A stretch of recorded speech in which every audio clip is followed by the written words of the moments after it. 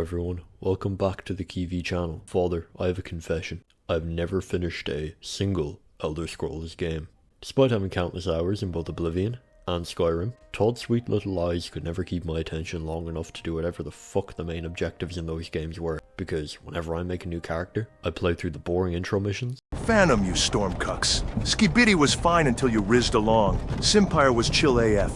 If you weren't maulding, I could have copped that whip and been halfway to Gunnerfell. Walk around for a bit, take on too many side quests, then get bored. Despite Morrowind being the game I've owned for the longest period of time, it's the game I've played the least. Mostly because at first glance it looks like shit. There are 500 different videos right here on YouTube that are made by unwashed, nostalgia-blind millennials that disagree with me. However, I don't care. One of us are making YouTube videos to justify spending thousands on an English writing degree, and another one of us are making YouTube videos as a divine messenger of heaven. Remember, I do this shit for free, I do this shit better, and I do this shit for the Lord. Nevertheless, the captain of the chess team has lured me in once again with his sweet, seductive siren song. So, let's explore the Elder Scrolls Morrowind together. Morrowind is a very lore-heavy game. However, Todd Howard, I'm not reading all of that. My humor receptors are too fried to fully understand the convoluted makeup of the region, the themes of colonialism, cultural superiority, and the burning question, if race is linked to IQ. The Elder Scrolls Morrowind is set in Vvardenfell, a volcanic island located within the wider province of Morrowind. Historically, Vvardenfell has been embroiled in an uneasy joint governance between the Chimer and Dwemer races. The Dwemer, being a much more technologically advanced society, began complex mining operations into the mountains of Vvardenfell, until eventually discovering the Heart of Lorkhan, the physical manifestation of a god. The discovery of the Heart of Lorkhan and the Dwemer's desire to harness this energy led to a major conflict between the races, which culminated into the Battle of Red Mountain. At some point throughout the battle, the Dwemer attempted to tap directly into the Heart of Lorkhan, hoping for some kind of competitive advantage. This backfired, causing the entire Dwemer race to instantaneously disappear across Tamriel and into Hyperborea. With the Heart of Lorkhan vulnerable to the now victorious Chimer, Nerevar, the Chimer leader, was betrayed by his advisors, Vivek, Almalexia, and Sotha Sil.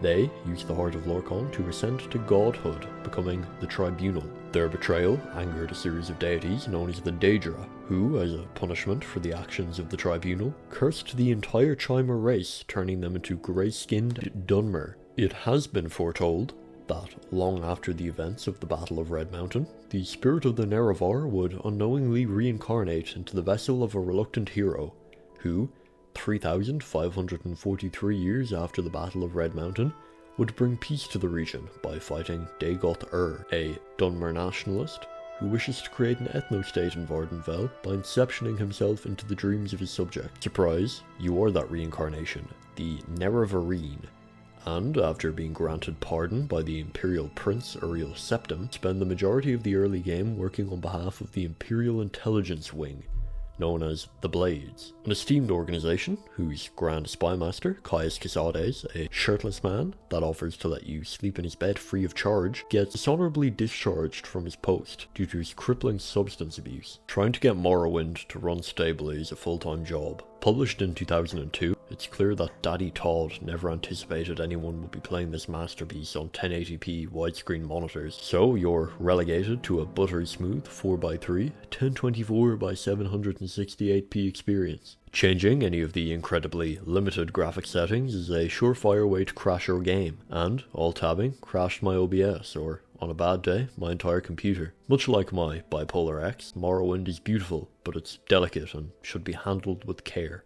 While community projects, such as the open Morrowind engine reconstruction project, can provide added stability, no amount of third-party mods are going to save you from glitchy NPCs, buggy mechanics, and all the random crashing you'd expect while playing a 2-decade-old game on modern hardware. Even for the time though, some of the gameplay mechanics in this game are a joke. Back when I was a naive, directionless teenager, I visited Microsoft's head office in Dublin with my school. It was a beautiful, formative experience that, even today, I look back fondly on, although it unfortunately inspired me to take computer science for my leaving cert. For the next 2 years of my life, I slogged through that godforsaken subject, barely passing every test I took. I hated programming so much. Yet I stuck with it, because I hoped that one day the lead combat designer, Ken Rolston, might visit me via a time machine, and after an extensive apology, take me back to 2001 and ask me to help him create a combat system that wasn't shit. In any other game, you hit the enemy with a weapon and it does damage. Maybe it does more damage depending on the weapon's max damage output, or perhaps you have proficiency in a skill that makes your character more efficient at handling that weapon. That makes sense, right? In a game with a deeper combat system, enemies might be more resistant to certain weapons or abilities to incentivize experimentation, or to create a well-rounded character. Well, in Morrowind, that's completely thrown out of the window, in favour of a bullshit, unintuitive dice roll system. When you attack, your chance to hit is based on your weapon skill, your character stats, your current fatigue level, the condition of your weapon, and the enemy stats. Even if your weapon visibly connects with the enemy, the attack can still miss if the dice roll fails. This means most of your encounters end up looking something like this.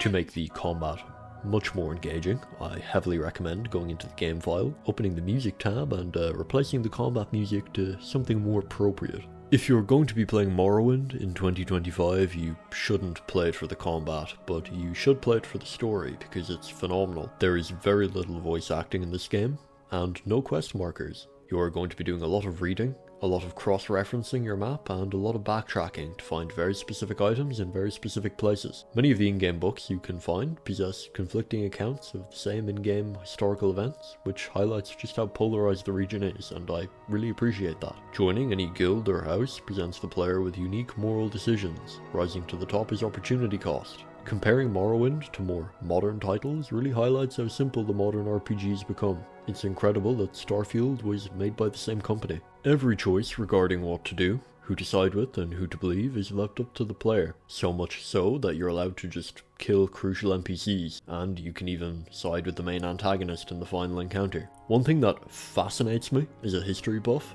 is the presence of the Imperial colonists, and the layer of depth that they add to the game, as they beg the question of to what extent does another nation have the responsibility to intervene against the immoral practices of another, even if they're not a direct threat to their own borders. Dunmer society operates largely as a theocratic, semi-slave state that promotes Luddism in favour of religious reverence. The Imperial Legion see this as largely barbaric, and have tried their best to enforce a system of cultural assimilation onto the Dunmer. You can feel the tension brewing by simply talking to residents of Balmora and Mournhold, as regardless of their intention, Imperial presence in Morrowind will always be met with resentment and resistance. Do you know why so many young people in Vardenfell are turning into radical Dunmer nationalists? YouTube autoplay.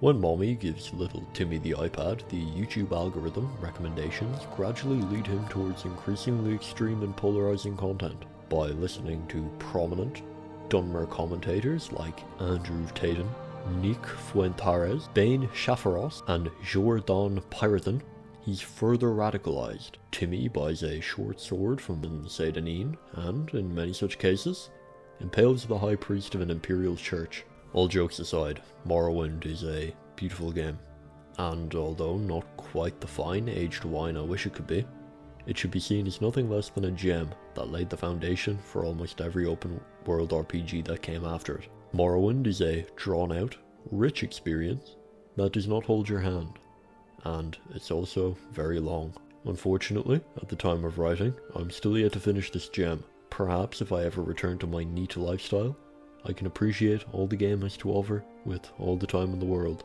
If anything I've said interests you, I highly encourage you to pick up a copy of the game yourself.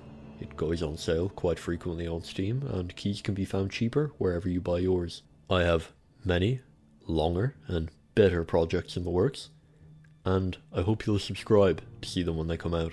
Thank you, and remember, Dagothar did nothing wrong.